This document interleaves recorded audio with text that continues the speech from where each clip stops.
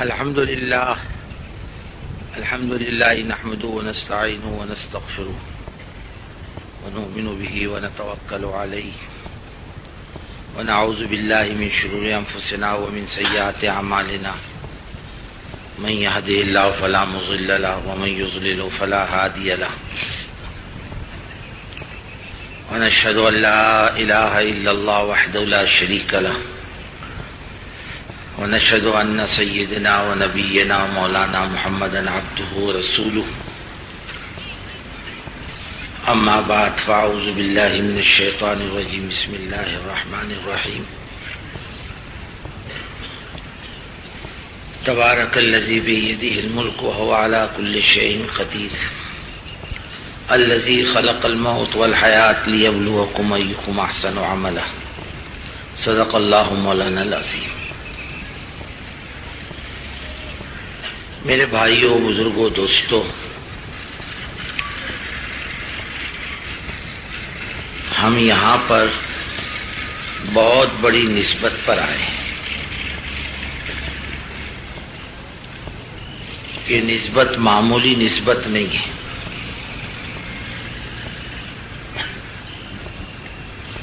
بدر کی قیدیوں کے بارے میں جب حضرت ابوبکر صدیق رضی اللہ تعالیٰ عنہ سے حضرت عمر سے حضور پاک صلی اللہ علیہ وسلم نے مشورہ کیا کہ ان قیدیوں کا کیا کیا جائے،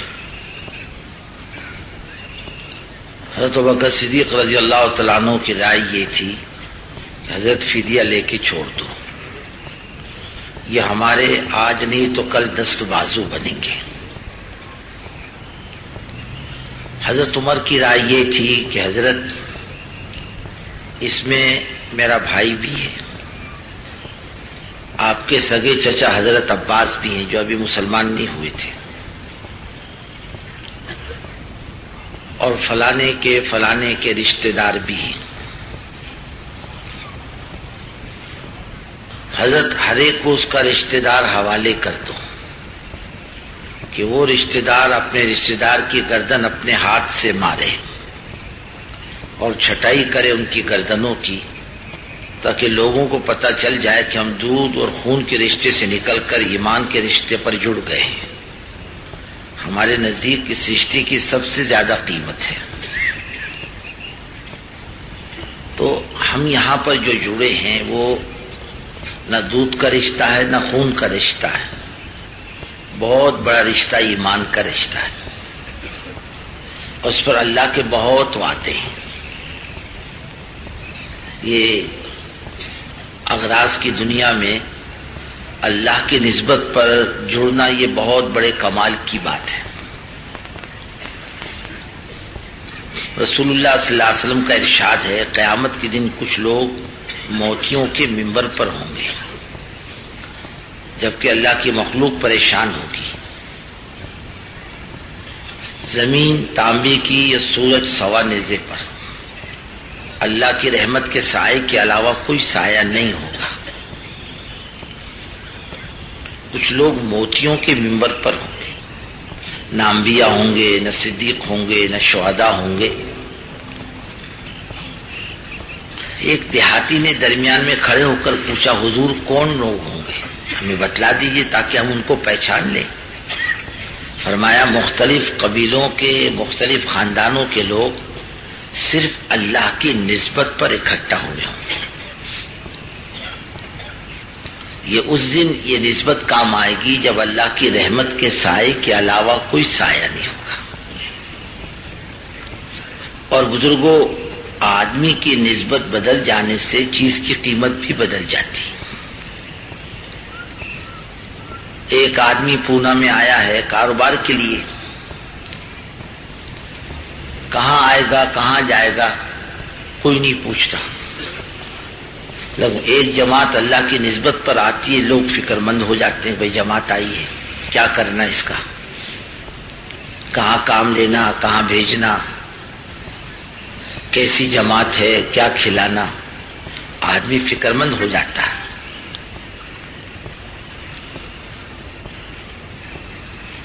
ایک مرتبہ ایک بزرگ فرماتے کہ حج کے موسم میں میرے پاس سر منڈائی کو پیسے نہیں تھے، اور حاجی بغیر سر منڈائے حلال ہوتا نہیں. کہ میں ایک حجام کے پاس گیا، وہ کسی رئیس کی حجامت بنا رہا تھا. میں نے کہا بھائی اللہ کے واسطے میرے سر کے بال بنا دے، ایک پیسہ نہیں ہے میرے پاس. اس نے اس رئیس کو اٹھا دیا، حضرت ذرا ٹھہر جاؤ، اور اپنی چادر جھٹک کر صاف کر کے اس بزرگوں کو بٹھایا کہ تشریف رکھیے، اور سر کے بال صاف کیے. یہ بزرگ فرمانے لگے کہ میں نے یہ نیت کر لی تھی اللہ مجھے کہیں سے کچھ بھی دے گا سب سے پہلے میں اس حجام کو دوں گا، نائی کو دوں گا. جب اپنے خیمے میں پہنچے تو کسی نے 10 اشرفیاں ہدیے میں دی. کہنے لگے اے اللہ تو نے میرا امتحان جلدی لے لیا. اور 10 اشرفی لے کر اس نائی کے پاس پہنچے اور اس کے چادر پر 10 اشرفیاں رکھ دی. اس نے کہا حضرت کیا ہے یہ؟ کہنے لگے کہ میں نے نیت کی تھی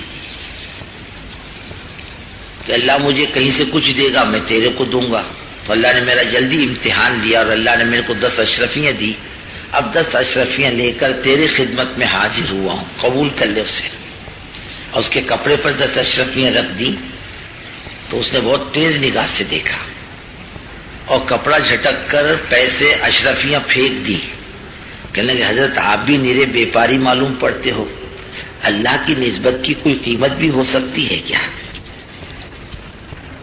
وہ بزرگ فرماتے ہیں کہ میں اپنے نگاہ میں اتنا ذلیل تھا، اس سے پہلے کبھی میری نگاہ میں میری ذات اتنی ذلیل نہیں رہی. باقی اس نسبت کی کوئی قیمت نہیں. اور کہاں کہاں سے اللہ کے بندے کتنی قربانیاں دے کر آئے اللہ ہی جانتا ہے. یہ آنے والا مجمع بہت قیمتی ہے، اعلانات پر نہیں آیا بلکہ قربانیوں سے آیا ہے. اپنی جان مال لگا کے آیا ہے، اپنا وقت لے کر آیا ہے. نہ جانے کون ساتھی کتنے مرحلوں سے گزر کر آیا ہے، قربانی دے کر آیا ہے، چھٹی لے کر آیا ہے، کسی کو گھر میں بیمار بھی چھوڑ کر آیا ہے، اور راتوں کو جاگ کر آیا ہے. اتنا قیمتی مجمع ہے. اور کیوں آیا ہے؟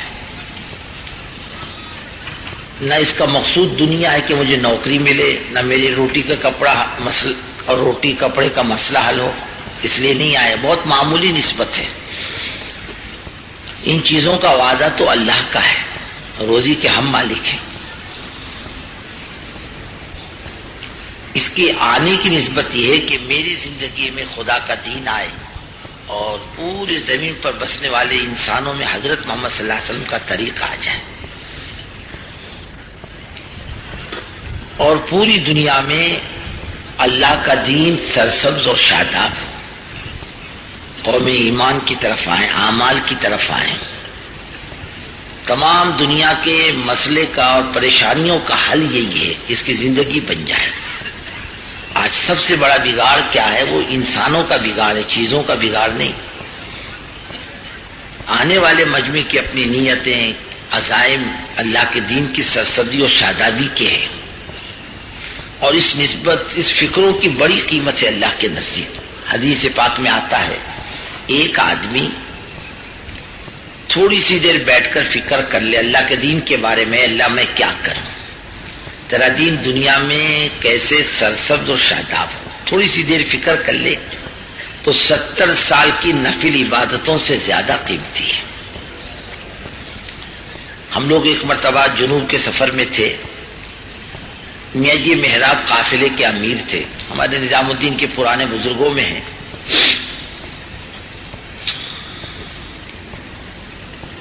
ہم لوگ ایک بستی بھٹکل میں پہنچے تو کئی لوگوں کا ضرورتوں سے فارغ ہو کر نمازوں میں لگ گئے. میرا وضو تھا، میں نے 2 رکعت پڑھی اور دعا کی کتاب لے کے بیٹھ گیا. میرے کو کہنے لگے کیا کر رہے ہو؟ میں جی کتاب پڑھ رہا ہوں دعا کی. کہ اس سے اونچا عمل کیوں نہیں کیا؟ کہ میاں جی اس سے اونچا عمل کیا ہوگا؟ کہنے لگے تھوڑی سی دیر بیٹھ کر فکر کر لیتے اللہ اس بستی میں تیرا دین کیسے زندہ ہو، اس کے لیے میں کیا کروں.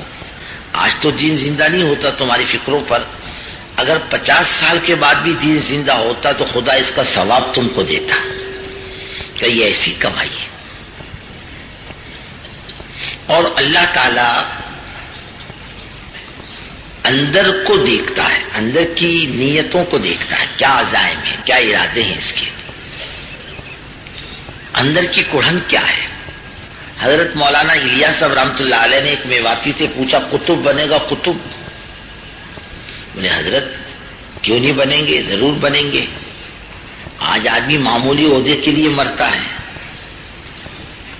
یہ تو بڑا مقام ہے اللہ کے نزدیک قطبیت کا۔ حضرت کون سے راستے سے آدمی قطب بنے گا؟ فرمایا ایک راستہ، تیری 24 گھنٹے کی دھن ایک دھن بن جائے۔ جیسے ایک آدمی ہے، اس کو بیڑی پینے کی عادت ہے، 24 گھنٹے کی دھن اس کی بیڑی کی ہوتی، کہاں سے آئے گی، کیسے آئے گی۔ سو کر اٹھے گا بھی تو آنکھ بعد میں کھولتا ہے، بیڑی کا ڈبہ پہلے دیکھتا ہے، پہلے بیڑی سلگائے گا، منہ میں رکھے گا، پھر آنکھ کھولے گا میں کہاں ہوں۔ اور نہ ملے تو اس کو کوئی چیز اچھی نہیں لگتی، یار پان کھانے والے کو پان نہ ملے تو کہے گا یار منہ کا مزہ اچھا نہیں ہے، اور تمباکو کھانے والے کو تمباکو نہ ملے تو اس کی بھی کھوپڑی درست نہیں ہوتی۔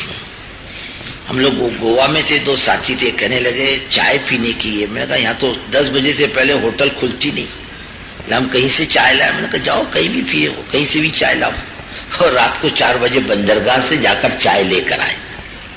جس کی جو طلب کی چیز ہوتی ہے آدمی حاصل کر ہی لیتا ہے۔ ایسی اس کی 24 گھنٹے کی دھن بن جائے اللہ کے دین کی فکر کی، 24 گھنٹے کی دھن، اٹھتے بیٹھتے چلتے پھرتے کھاتے پیتے ایک دھن ہو اللہ کے دین کی۔ اے اللہ میں کیا کروں، کس کے پاس جاؤں، کس کو سمجھاؤں، تیری بات لوگوں کی زندگی میں کیسے آئے، لوگوں کی زندگیاں کیسے بنے، تیرا دین دنیا میں زندہ کیسے ہو۔ اللہ میں اس کے لیے کیا کروں، اس کے لیے سوچتا ہو، اس کے لیے مانگتا ہو۔ فرمائی یہ دھن تجھے مرنے سے پہلے قطب بنا دے گی۔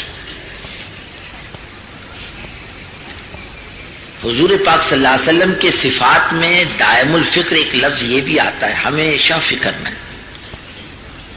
یہاں تک کہ اللہ کو یہ بات کہنی پڑی لعلک باخع نفسک الا یکونوا مؤمنین، اے محمد صلی اللہ علیہ وسلم اگر لوگ ایمان نہ لائے تو آپ اپنا گلا گھونٹ لو گے، آپ اتنا کیوں کڑتے ہیں، آپ اتنا کیوں بے چین ہوتے ہیں، اتنی بے چینی قوم کی ہدایت کے لیے۔ تو بزرگوں دوستو یہ فکروں کی بڑی قیمت ہے اللہ کے نزدیک، بڑا مقام ہے، اللہ بہت دیں گے اس پر۔ اور دائی کی اصل زندگی فکریں ہیں۔ ایک آدمی نماز پڑھتا ہے، روزہ رکھتا ہے، تسبیح پڑھتا ہے، تلاوت کرتا ہے، جب تک زندہ رہے گا اس کے عمل باقی رہیں گے، وہ مر جائے گا اس کے عمل بھی ختم ہو جائیں گے۔ لیکن ایک آدمی اپنے بعد ہزاروں کو چھوڑ گیا دین پر چلنے والا، یہ مر گیا، اس کی نیکی نہیں مرے گی، اس کی نیکی باقی رہے گی، اس کی نیکی نہیں مرے گی۔ ہزاروں آدمی دین پر چل رہے ہوں گے، تسبیح تلاوت کر رہے ہوں گے، صحیح زندگی بنا رہے ہوں گے، دوسروں کی زندگی کی فکر کر رہے ہوں گے، یہ کمائی ہے اس کی، یہ مر گیا، اس کی نیکی نہیں مری، یہ کمائی ہے مستقل۔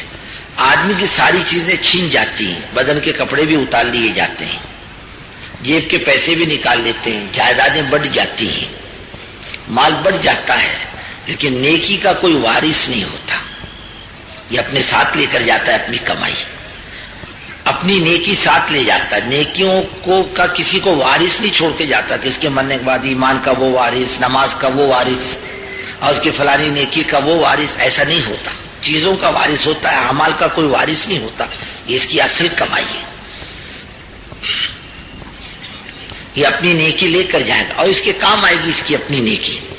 جبکہ سارے رشتے ٹوٹ جائیں گے، اعمال کا رشتہ نہیں ٹوٹتا، اس کے ساتھ قبر میں جائیں گے، لوگ مٹی ڈال کے پیچھے ہٹ جاتے ہیں، یہ تو جانے تیرا کام جانے، آج سے ہمارا تیرا کوئی رشتہ نہیں۔ لیکن نیکی اس کو چھوڑ کے نہیں جاتی کہ تیرا ہمارا کوئی رشتہ نہیں، تو کہے میں تیرے ساتھ ہوں،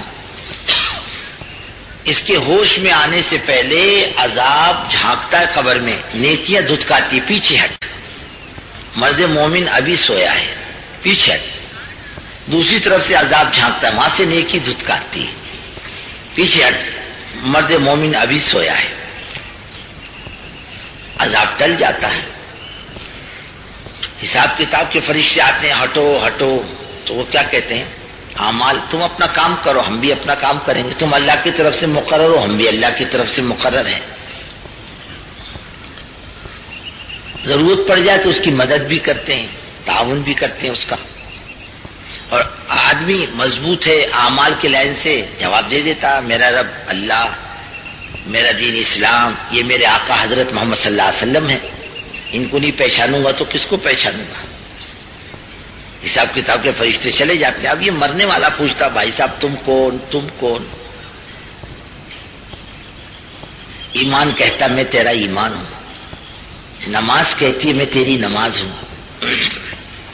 یہ کلام پاک جس کو کبھی دن کے اجالے میں، کبھی رات کے اندھیرے میں، کبھی نماز میں، کبھی نماز سے باہر یہ تلاوت کرتا ہے، یہ بھی خوبصورت جوان کی شکل میں رہتا ہے، جنت سے بستر لے کر آتا ہے، اس کی قبر میں بستر بچھاتا ہے، اپنی رحمت کے پروں میں سمیٹتا ہے، اللہ سے لڑائی جھگڑا کرتا ہے، اور اللہ سے مرنے والے کی سفارش کرتا ہے۔ اللہ کے نزدیک نبیوں اور فرشتوں سے زیادہ معتبر ہے کلام پاک کی سفارش، یہ ساتھ رہتا ہے۔ یہ پوچھتا، بھائی صاحب آپ کون؟ میں تیرا کلام پاک ہوں جس کو تو پڑھتا تھا، آج تیرے کو مدد کی ضرورت نہیں ہے، کل میں اپنی وجاہت سے تیری مدد کروں گا، سو جا آرام سے دلہن کی طرح، قیامت تک اب تجھے کوئی جگانے کے لیے نہیں آئے گا، نوم کو نومت العروس، پہلی رات کی دلہن کی طرح سو جا، اب تیرے کو کوئی غم نہیں۔ اب یہ پیر پھیلا کے اطمینان سے قیامت تک کے سو گا، اس کو ہم غم کچھ بھی نہیں ہوگا، بلکہ حدیث پاک میں آتا ہے پوری مدت قبر مرد مومن کے لیے، پوری مدت قبر فجر کی 2 رکعت سنت کے برابر ہوگی، اور سب سے ہلکی نماز کون سی ہے؟ یصلی رکعتین خفیفتین، یعنی حضور پاک صلی اللہ علیہ وسلم فجر کی 2 رکعت باوجود نماز کے حریص ہونے کے 2 رکعت پڑھتے، ہلکی پڑھتے، قل یا ایھا الکافرون قل ھو اللہ احد، یہ 2 سورتیں فجر کی سنتوں میں پڑھتے، کتنی ہلکی ہوگی؟ پوری مدت قبر اس کو ایسی معلوم ہوگی جیسے میں نے فجر کی 2 رکعت سنت پڑھ لی۔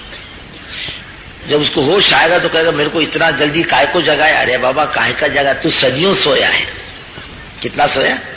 ایک طالب علم مدرسے میں 8 ذی الحج کو چھٹی ہوئی عید الضحیٰ کی، کہنے کہ میں نے رات بھر کتاب دیکھی ہے اور میں سو جاتا ہوں، میرے کو ظہر کی نماز میں جگا لینا۔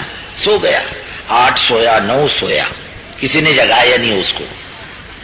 10 تاریخ کو عید کی نماز کو طلبہ جانے لگے، او مولوی صاحب، او بھائی صاحب ذرا اٹھو۔ بولے کائی کے لیے؟ بولے عید کی نماز پڑھنے کے لیے۔ جاؤ، میں نے ظہر نہیں پڑھی۔ بولے آج کی عید کیسی نماز پڑھوں گا؟ عید آئے کیسے ابھی تک؟ ارے اللہ کے بندے آج 10 تاریخ، ہاں اٹھ کے بیٹھا 10 تاریخ، ارے میں 3 دن تک سویا۔ بولے ہاں تو 3 دن تک سویا، تیرے کو کسی نے جگایا نہیں، تجھ کو پتہ نہیں چلا میں 3 دن تک سویا۔ حضرت عزیر علیہ السلام 100 سال سوئے۔ ایک مرتبہ اللہ نے سے پوچھا کیف تحیی الموت، یعنی مرنے والے کو آپ کیسے زندہ کرتے ہیں؟ کہا تم کو اطمینان نہیں ہے کہ اللہ تعالیٰ یقین تو ہے لیکن اطمینان قلب چاہتا ہوں۔ حضرت عزیر علیہ السلام سفر میں تھے، توشا ساتھ تھا، گدھا سواری کا ساتھ تھا، سو گئے تو سو گئے، گدھا مرا گیا، سڑ گیا، اور کھانا نہیں سڑا، ویسے ہی کھانا۔ 100 سال کے بعد حضرت عزیر کو ہوش آیا۔ اتنے سال کے بعد اب اٹھے، اے عزیر کم لبست؟ قال لبست یومن او بعض یوم، ایک دن یا ایک دن سے کم بیش سویا ہوں۔ ارے فرمایا سوئے ہو تم 100 سال تک، 100 عام، 100 سال تک۔ فانظر الی طعامک و شرابک لم یتسنى، دیکھو تمہارے کھانے پینے کو یہ نہیں سڑا، گدھا مرا گیا تمہارا۔ ہاں 100 سال سوئے؟ ہاں 100 سال سوئے، اور ان کو پتہ بھی نہیں چلا میں 100 سال سویا ہے نا بھائی۔ ایک 1900 میرے خیال سے 60-61 کی بات ہے، ایک ٹرین بمبئی سے چلتی تھی نا، سکندرآباد بمبئی سے حیدرآباد تک، وہ حیدرآباد سے پہلے وہ پل ٹوٹ گیا تھا بارش کے موسم میں، اس کو پتہ نہیں چلا ڈرائیور کو، اس نے گاڑی چلائی اور گر گیا کھائی میں، آگے کے سارے ڈبے کھائی میں، چیخ پکار ہنگامہ شور، لوگ دوڑے، ایک دن تک 24 گھنٹے تک یا 30-40 گھنٹے تک ٹرین وہاں رکی رہی، سارا کام ہوتا رہا۔ پیچھے آخری ڈبے میں ایک بنیا مارواڑی سویا تھا، بمبئی سے گیا تھا مال خریدنے حیدرآباد، اس کو 2 دن کے بعد اس کی آنکھ کھلی، پوچھ کے کھڑے ہو کر پوچھنے لگا بھائی صاحب یہ کون سا اسٹیشن ہے؟ ارے اسٹیشن کے بچے بولے لوگ مر رہے، تیرے کو پتہ ہی نہیں کیا ہو رہا؟ بھائی میں پیر پھیلا کر اطمینان کی نیند سوتا رہا، مجھے پتہ ہی نہیں چلا کیا ہوا۔ یہ دنیا کے حالات ہے، پتہ ہی نہیں چلتا۔ ایسے مرد مومن کو قبر کی مدت کا پتہ ہی نہیں چلے گا، ارے وہ کون سی قبر، کون سا حساب کتاب۔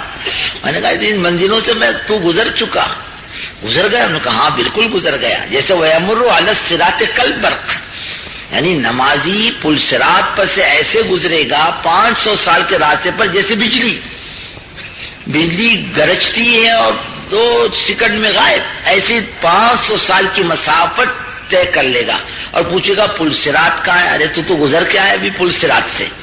ایسے مرد مومن کو قبر میں صدیوں کے سونے کے بعد بھی ایسے ہی محسوس ہوگا میں ابھی سویا، اور کہے گا اتنے جلدی کائے کو جگایا میرے کو، میں ابھی تو سویا تھا۔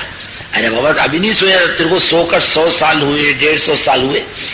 دھلیے کے اجتماع میں جب تیسری دن بارش ہوئی، قوم پیر پھیلا کے مزے سے سو رہی تھی، لوگوں نے اٹھا رہے اٹھو اٹھو بارش ہو رہی ہے، اتنی جلدی تہجد کو کائے کو جگاتے بولے ہم کو؟ ارے تہجد نہیں، بارش ہو رہی ہے۔ ارے کائے کی بارش ہو رہی؟ پھر سو گئے، پتہ ہی نہیں چلا۔ وہ کہتے ہمارے اوپر بارش آئی نہیں۔ ایسے بزرگوں یہ اعمال والا مرد مومن قبر میں صدیوں سوئے گا، پتہ بھی نہیں چلے گا میں سویا، اتنے اطمینان سے سوئے گا، ہم غم کچھ بھی نہیں۔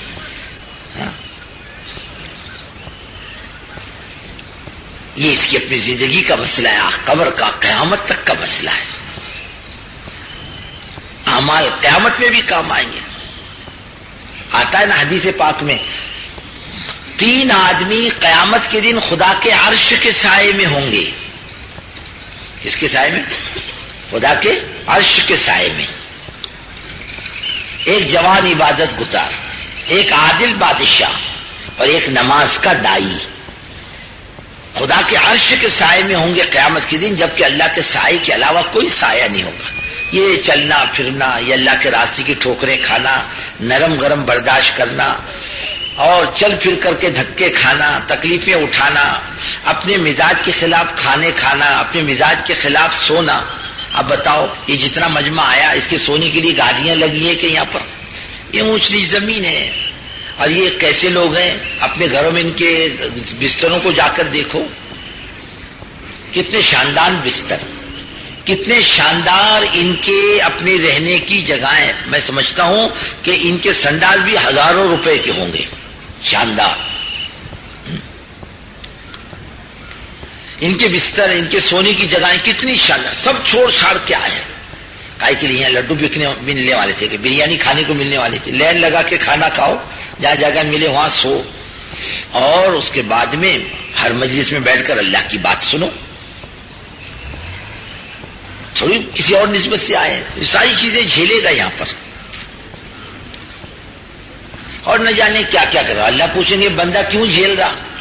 کہ اللہ تیری نسبت پر اور کوئی نسبت نہیں دوسری، کہ بھائی یہاں الیکشن لڑنے کے لیے آئے کیا، کہ بریانی کھانے آئے، کہ رشتہ دیکھنے آئے، کچھ نہیں، صرف اللہ کی نسبت۔ اللہ بھی تو قدردان ہے، نہ قدرے تھوڑی ہیں، وہ بھی تو بڑے زبردست قدردان ہیں، نوازنا خوب جانتے ہیں۔ ہم کسی کے ساتھ بھلائی کا معاملہ کریں گے اپنی ذات کے اعتبار سے، اور اوپر والا بندوں سے معاملہ کرے گا اپنی ذات سے، بہت قدردان ہے۔ خدا کی قسم مخلوق میں کوئی اتنا قدردان نہیں جتنا وہ خالق قدردان ہے، بڑی قدرت والا، بڑی طاقت والا، سارے زمین آسمان کے خزانوں کا مالک۔ وَإِن مِّن شَيْءٍ إِلَّا عِندَنَا خَزَائِنُهُ، یہ بہت کام آئے گی یہ نسبت۔ جب سارے رشتے ٹوٹ جائیں گے اس کا رشتہ باقی رہے گا، اللہ کے راستے کا ٹھوکرے کھانا، اللہ کے راستے میں چلنا پھرنا، ساری تکلیفوں کو برداشت کرنا، بہت کام آئے گا انشاءاللہ آخرت میں۔ ہم اسی نسبت پر یہاں پر بھی آئے ہیں اور کوئی نسبت ہماری نہیں ہے. اللہ تعالیٰ اس نسبت پر مغفرت بھی کر دے تو ہمارا اور آپ کا بیڑا پار ہے. اور آتا بھی ہے کہ دین کی مجلسوں سے جب آدمی اٹھتا ہے تو فرشتہ کہتا قوموا مغفورا لکم، اٹھ جاؤ، اللہ نے تمہاری سب کی مغفرت کر دی. اب ایک عمل ہی دیکھ لو نا آپ، رمضان کا روزے کا ایک عمل ہے. میرے تمہارے روزے سے دوسرے کا کیا فائدہ؟ کچھ بھی نہیں، میرا ہی فائدہ ہے. میں نے روزہ رکھا، میرا فریضہ ادا ہوا، اور نہیں رکھتا تو میری پکڑ ہوتی.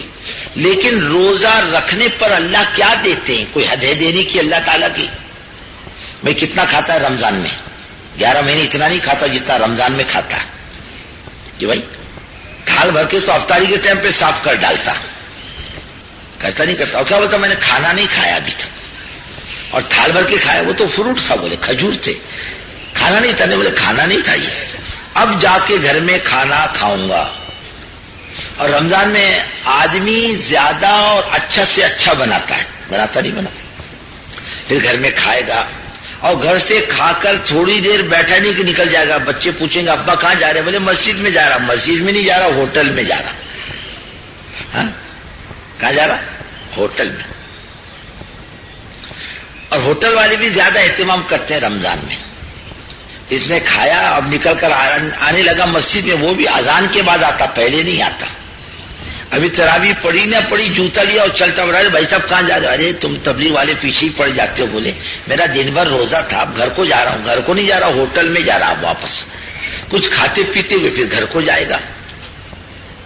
اب گھر میں کچھ تھوڑا بہت کھایا، منہ چلایا، چائے پی، کچھ نہ کچھ کر ہی لیتا ہے.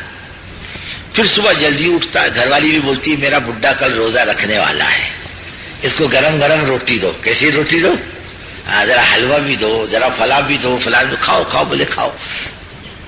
یہ کہے گا روزہ رکھنے والا افطاری سے لے کے صبح 7 بجے تک اس کا منہ چلتا ہی رہتا ہے، سوائے چند گھنٹوں کے جس میں وہ سو جاتا ہے، اور پھر کھاتا ہی رہتا ہی.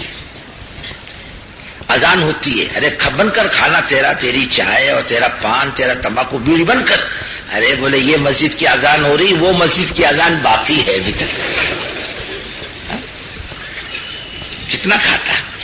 کھانا چھوڑنے کے نام سے اتنا کھاتا ہے. اللہ کہتے ہیں ارے بندے نے میرے لیے کھانا چھوڑا، میرے لیے پینا چھوڑا. کائے کا کھانا پینا چھوڑا؟ اس کا تو بڑھ گیا کھانا پینا.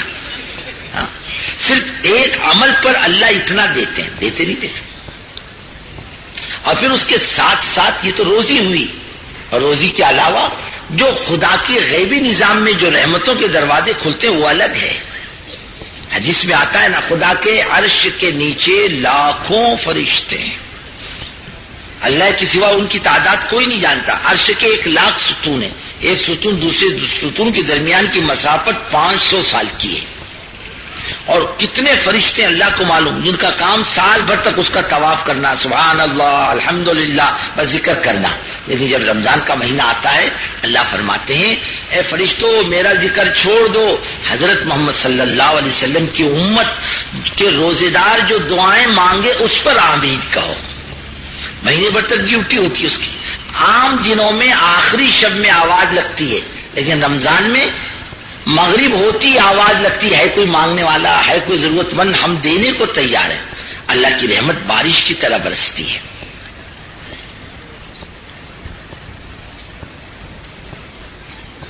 اور اللہ تعالیٰ نہ جانے کتنوں کی مغفرت کرتا. حدیث پاک میں آتا ہے روزانہ 10 لاکھ قیدی جہنم سے آزاد کیے جاتے ہیں. وہ حضور کب آزاد کیے جاتے ہیں؟ فرمایا افطار کے موقع پر. ہمارے نبی صلی اللہ علیہ وسلم کی امت افطار کر رہی، قیدی چھوڑو جہنم سے 10 لاکھ روزانہ. اور جب عید کی رات ہوتی ہے تو پورے رمضان میں جتنے آزاد کیے جاتے ہیں اس دن اتنے آزاد کیے جاتے ہیں. کیوں؟ میرے بندوں نے روزے رکھے. اب کیا روزہ رکھا اس نے؟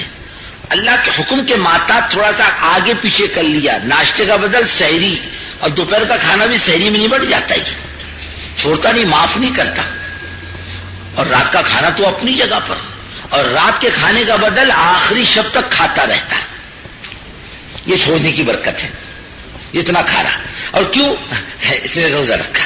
روزی بڑھا دو، دعائیں قبول کر لو. کیا کرو؟ शैतान को बंद कर दो, रहमतों को मुतवज्जे कर दो, कैदी जहन्नम से आजाद कर दो। मेरे बंदे ने रोजा रखा, अब मेरे रोजे से कहा इस्लाम जिंदा हुआ। ख़वातीन हजरात, ईमान और रूह की ताजगी के लिए हमारे यहाँ तशरीफ लाइए।